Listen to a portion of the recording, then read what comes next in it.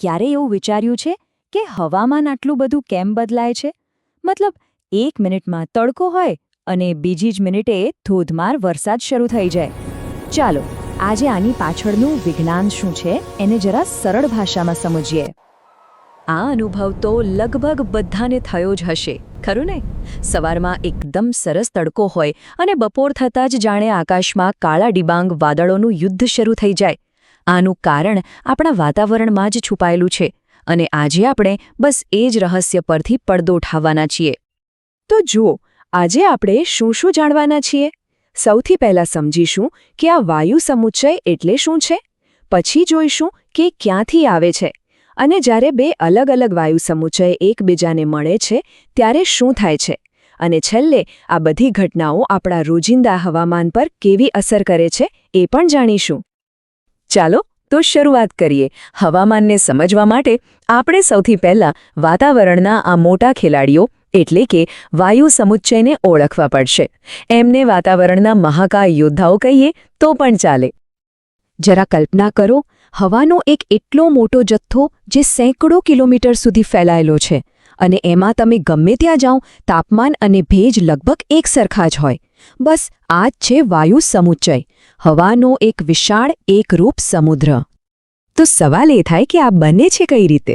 જુઓ, જ્યારે હવા કોઈ મોટા વિસ્તાર પર, જેમ કે કોઈ વિશાળ રણ હોય કે પછી મહાસાગર, ત્યાં લાંબા સમય સુધી સ્થિર રહે છે, ત્યારે એ ધીમે ધીમે એ જગ્યાના ગુણધર્મો પોતાનામાં ઉતારી લે છે.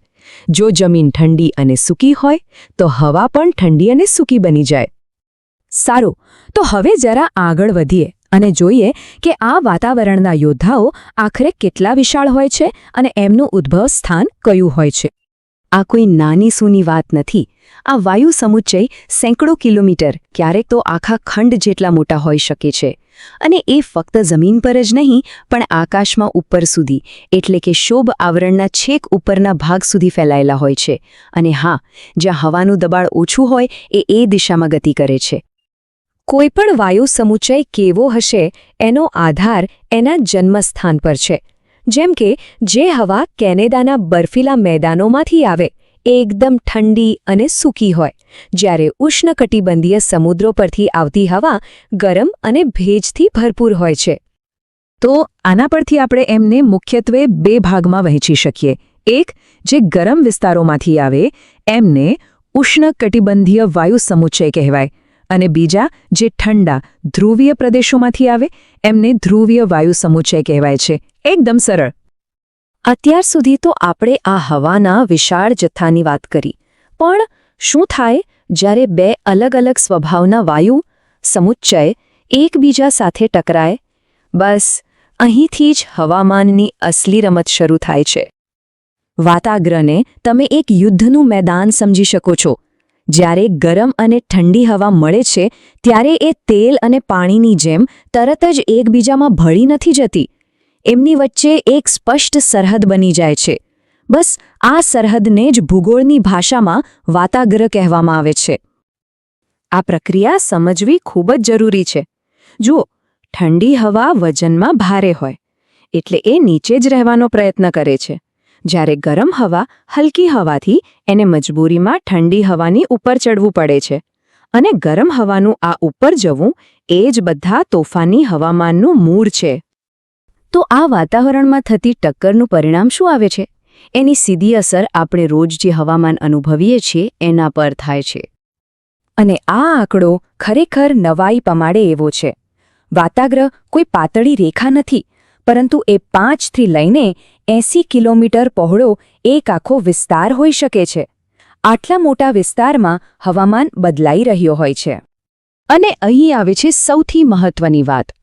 જ્યાં પણ વાતાગ્રહ રચાય છે ત્યાં હવાનું દબાણ ઘટી જાય છે. અને યાદ રાખો, જ્યાં હવાનું દબાણ નીચું હોય ત્યાં અસ્થિર હવામાન, વાદળો અને વરસાદની સંભાવના વધી જાય છે. આની અસરો ઘણી મોટી હોય છે. વાતાગ્રહ ફક્ત રોજિંદા તોફાન જ નથી બનાવતા, પણ એ ચક્રવાત જેવા મોટા અને વિનાશક તોફાનોનું ઉદ્ભવસ્થાન પણ બની શકે છે. ટૂંકમાં, સ્થાનિક હવામાન કેવું રહેશે એ નક્કી કરવામાં વાતાગ્રહનો બહુ મોટો હાથ હોય છે. ચાલો હવે ફટાફટ વાતાગ્રહના મુખ્ય પ્રકારો કયા છે એના પર પણ એક નજર નાખી લઈએ. મુખ્યત્વે બે પ્રકાર છે. જ્યારે ગરમ હવાનો જથ્થો આગળ વધીને ઠંડી હવાને ધક્કો મારે ત્યારે ઉષ્ણ વાતાગ્ર બને છે. આનાથી સામાન્ય રીતે ધીમો અને લાંબો વરસાદ પડે છે. પણ જ્યારે ઠંડી હવા આક્રમક રીતે આગળ વધીને ગરમ હવાને ઉપર ધકેલે ત્યારે શીત વાતાગ્ર બને છે, જે ઘણીવાર ગાજવીજ સાથેના ભારે તોફાન લાવે છે. અને હા, આ બધી વાતો ફક્ત પુસ્તકોમાં નથી. દુનિયાભરના હવામાનશાસ્ત્રીઓ દરરોજ હવામાનની આગાહી કરવા માટે આ વાતાગ્રોનો જ અભ્યાસ કરે છે.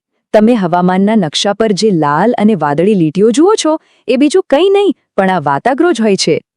તો આ બધી ચર્ચાનો સાર શું છે?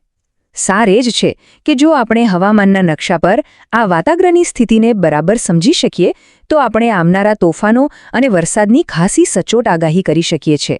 અને આ જ્ઞાન આપણને હવામાન માટે તૈયાર રહેવામાં મદદ કરે છે.